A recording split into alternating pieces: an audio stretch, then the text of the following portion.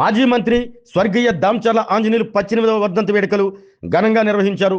ఒంగోలులోని Bapuji market complex వద్ద గల దామచర్ల ఆంజనేయులు విగ్రహానికి ఒంగోలు శాసనసభ్యులు Damacharla Janardhan Rao, PDCC bank chairman doctor Kammepalli Sitaramaiah పూలమాలలు వేసి నివాళులర్పించారు. తెలుగుదేశం పార్టీ కార్యాలయంలోని దామచర్ల ఆంజనేయులు ఎన్టీఆర్ విగ్రహాలకు కూడా పూలమాలలు వేసి నివాళులర్పించారు. అనంతరం బైపాస్ ఫ్లైఓవర్ బ్రిడ్జి కింద గల ఎన్టీఆర్, దామచర్ల ఆంజనేయులు తెలుగు తల్లి విగ్రహాలకు పూలమాలలు వేసి నివాళులర్పించారు.